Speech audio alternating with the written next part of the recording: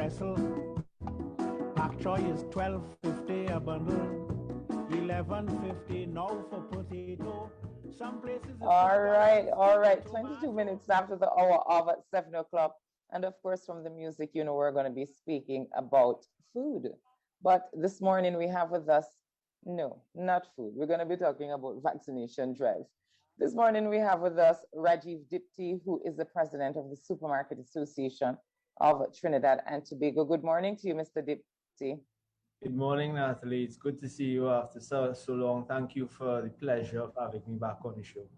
Thank you so much for joining us. So I wanted to speak about the mass vaccination drive that, you know, the Supermarket Association is doing.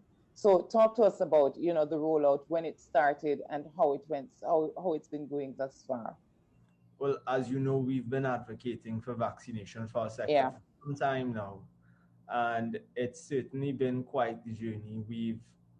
We've had several talks with the Ministry of Health, and in the recent past, when we heard that we were going to receive our initial vaccination tranche of 5,000 doses, 4,000 of which were for Supermarket Association employees, and 1,000 of which was to be allocated to the Pharmacy Board of Trinidad and Tobago.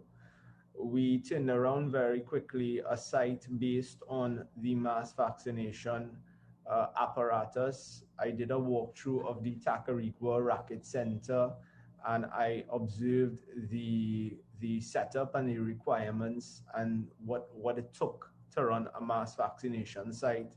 Along with my members, we've had an extremely good team behind the scenes, and we've been able to set up I would say a textbook model of what a mass vaccination site looks like. From registration downstairs, we've set tents up with chairs, sidewalls. You know, we've been able to ensure that proper behavioral protocols, including social distancing, mask wearing, the 3Ws as we come to know them, in place. So from registration downstairs, there's also ramp and elevator access for the infirmed, and they are able to access the floor for vaccinations. We have an entirely digital and virtual check-in and registration. So most of the required biodata from the Ministry of Health is inputted before you even get to the registration front desk. When you get there, we do our initial screening before you get to the pre-screening area, where the list for comorbidities, etc., are checked, and then we send you to the pre-vaccination area where we have a team of I would say at our site, our auxiliary staff and medical staff number close to 125 persons. And this is where I really want to give big shout outs to the team that we've partnered with, the Trinidad and Tobago Registered Nurses Association. They've pulled out big time for us because, we've been feeding them throughout the pandemic.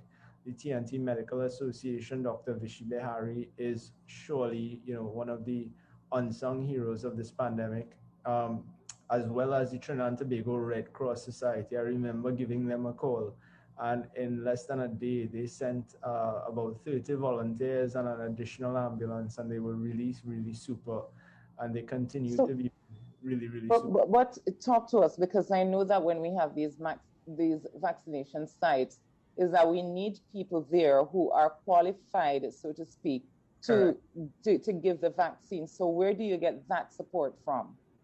Well, prior to the amended regulations, so let's keep a few things in context. The amended regulations allow for veterinary surgeons, dentists, pharmacists to give the jab under the supervision of a medical practitioner. Prior to that, it was registered nurses and doctors. So I was working with the former, being the registered nurses and doctors. So through the Red Cross Society, they were able to provide, I think it was up to 15 nurses, registered nurses. And from our side, we provided the medical practitioners.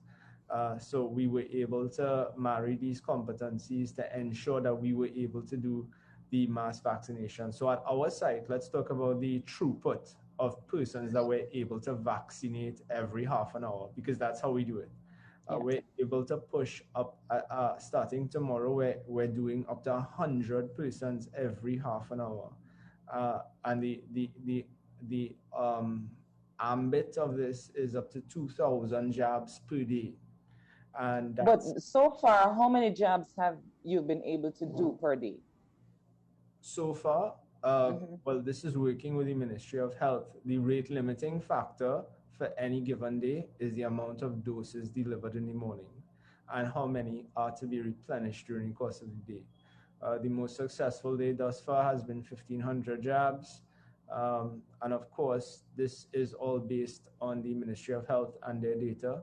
But based on the time that we took to have the discussions with them to restart tomorrow, given the curfew weekend, everything that just passed, we're able to do 2,000 per day. And so let's talk about the average wait time. You get there. How long from entering the site to exiting the site? Yeah. Because there's a requirement in observation that you need to stay 20 to 30 minutes after you get the jab, because for any adverse events, the 1.5 hours maximum is our time. Then that will take you from registration, screening, pre-vaccination, vaccination, observation, and that's a pretty good turnaround. We're very comfortable. Unlike the situation where we saw the health centers, our site is extremely comfortable. And it's for this reason that we spoke to the Diabetes Association of Trinidad and Tobago. We're actually going to be doing the elderly this week. We're going to be doing the over 60s with diabetes, and that's about 3,000 of them. So we've offered to do that for them. And And according to your rollout, you can do that in 2 days. correct. And we can do it comfortably in 2 days. Right. Uh, you So, know, so, so then it comes down to a point that you raised before, the supply of vaccines. So how has that been going? Is the Tacarigua Center able to get the amount of vaccines it needs daily to do this mass vaccination drive? Well, I think it really boils down to where every site is getting its supply chain from. So ours is the Couva Hospital, and they are able to deliver X amount of doses. There are rate limiting factors from the Ministry of Health side, and this is something we've offered to assist them with where possible.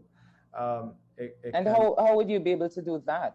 Are you able to source vaccines? no, not necessarily, but the things that they are short on, being coolers, cotton swabs, they are short on consumables, let's call it that. And consumables limit the process if you are short in that regard. So we are willing to assist in the purchase, the procurement of consumables, just to make it a more efficient process. And this is something that other stakeholders have weighed in on and said the same. And what's the response from the Ministry of Health?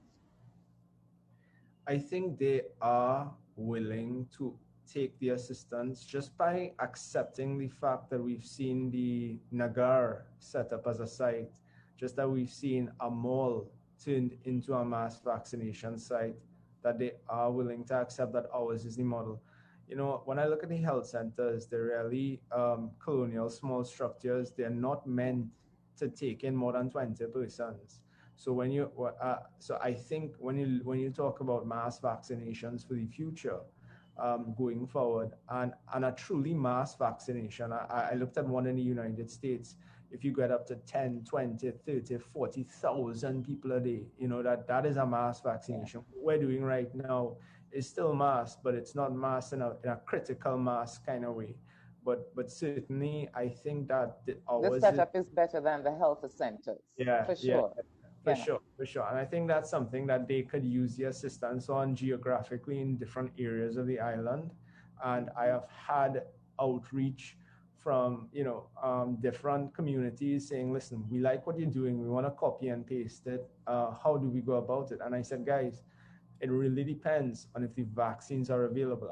I can well imagine if they get that 300,000 Sinopharm, that is something they could start to look at, because Yeah. I hear all the talk about, we're holding over. My opinion is give everyone a first dose. If you have the supply chain sorted out with China, Yeah.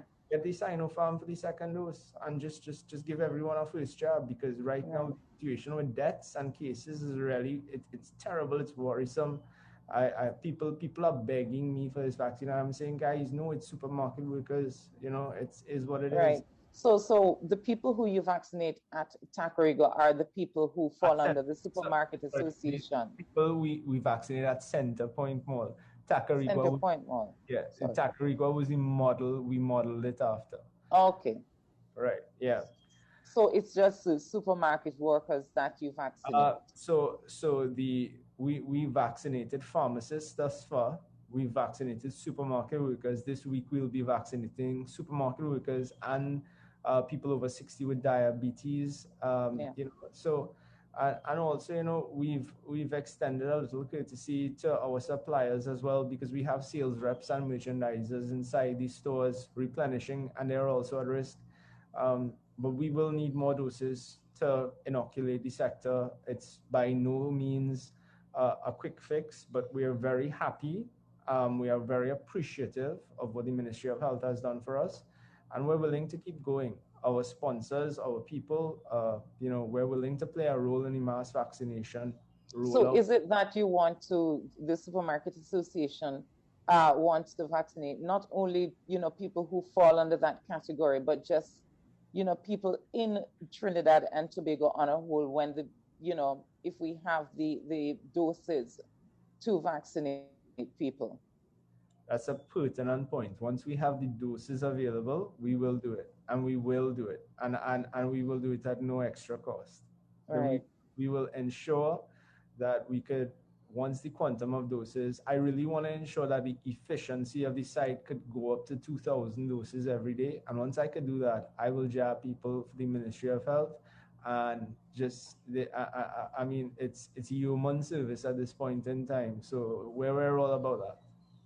But if you're able to do that, wouldn't you need more support in terms of, you said before you were working with, before the regulations changed, you were working with people from the ministry, is it doctors you told me, and, Right. nurses. So will you Yeah. now take on the veterinarians and the dentists and So so forth?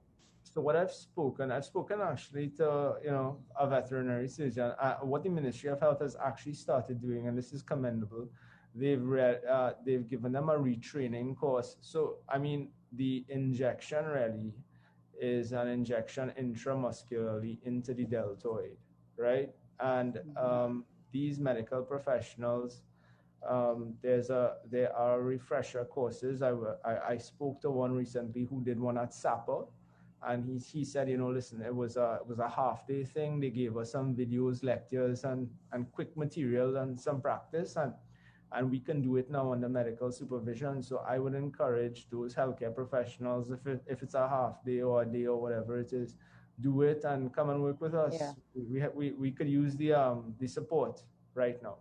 Right. And how many people have you all vaccinated thus far?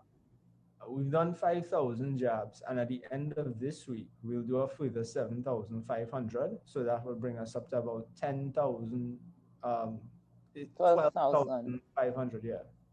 Right. Yeah. All right, Mr. Dipty. It seems as if we have things under control. So now it's just a matter of, being able to get the supply of vaccines so that we can continue the rollout.